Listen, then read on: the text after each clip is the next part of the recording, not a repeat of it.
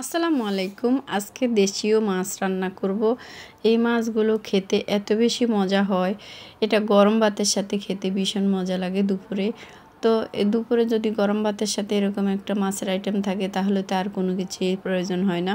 তো চলুন রেসিপিটি শুরু করি। আমি এখানে একটি প্যান বসিয়ে ভালোভাবে গরম করে নিয়েছি। 1 কাপ রান্নার তেল দিয়ে দিয়েছি এখন মাছ। এই মাছগুলো আমি ভালোভাবে কেটে ধুয়ে পরিষ্কার করে লবণ দিয়ে পরিষ্কার করে নিয়েছিলাম।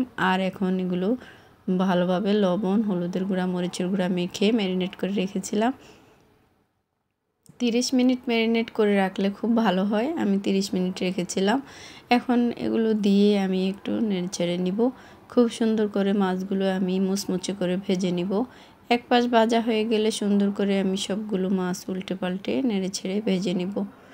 তো এই মাছগুলো কার কার প্রিয় আমাদের সবার একটু কমেন্ট করে জানাবেন।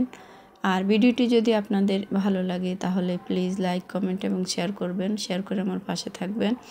পুরো ভিডিওটা দেখে সুন্দর একটি গঠনমূলক কমেন্ট করবেন। আপনার গঠনমূলক কমেন্ট দেখে আমি আপনার পেজে চলে যাব। তো সবাই একটু সুন্দর করে কমেন্ট করবেন। এখন আমি মাছগুলো ভাজা হয়ে গেলে একটু উঠিয়ে একটা সাইডে রেখে দিব। ওই তেলের ভিতরে আমি দিয়ে দিব 1 কাপ পেঁয়াজ কুচি। দিয়ে দিয়েছি আমি কাঁচামরিচ বেশ কয়েকটা। এখন একটু নেড়ে ছেড়ে নরম করে নিব পেঁয়াজগুলো। আর পেঁয়াজ ভাজার সময় যদি লবণ ব্যবহার করা হয় তাহলে কিন্তু খুব তাড়াতাড়ি পেঁয়াজটা নরম হয়ে যায়। তো আমি এখন লবণ দিয়ে ভালোভাবে পেঁয়াজ ভেজে নিব। খুব সুন্দর করে পেঁয়াজটা ভেজে নিব নরম করে।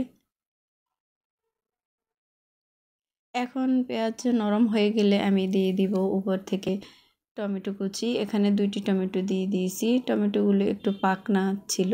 আমি ভালোভাবে ধুয়ে পরিষ্কার করে টমেটোগুলো চিকন করে কেটে দিয়ে দিয়েছি 1 চা চামচ জিরার গুঁড়া, 1 চা চামচ হলুদের গুঁড়া, 1 চা চামচ মরিচের গুঁড়া। এখন আমি খুব সুন্দর করে এই মশলাটা ভেজে নিব। এখন দিয়ে দিব হাফ কাপ গরম পানি দিয়ে একটু নেড়েচেড়ে নিব। নেড়েচেড়ে ঢাকনা দিয়ে 5 মিনিট এই মশলাটা খুব সুন্দর করে কষিয়ে নিব। মশলা কষানো হয়ে গেলে আমি ভেজে রাখা মাছগুলো উপর থেকে দিয়ে দিব। আর এই মাছ ভেজে তারপরে এইভাবে রান্না করলে ভাজি করেন আর রান্না করেন সব কিছু দিয়ে কিন্তু খেতে ভীষণ ভালো লাগে। এখন আমি ঝোলের জন্য দিয়ে দিয়েছি হাফ কাপ গরম পানি। তো 5 মিনিট রান্না করার পর আমি ধনেপাতা কুচি দিয়ে নামিয়ে নিব। কেমন হলো আজকের রেসিপিটি জানাবেন সবাই। সবাই অনেক বেশি ভালো থাকবেন। এতক্ষণ সময় নিয়ে আমার ভিডিওটি দেখার জন্য সকলকে অসংখ্য ধন্যবাদ। সবাইকে সবাই বরাতের শুভেচ্ছা। সবাই অনেক ভালো থাকবেন। আল্লাহ হাফেজ। আসসালামু আলাইকুম।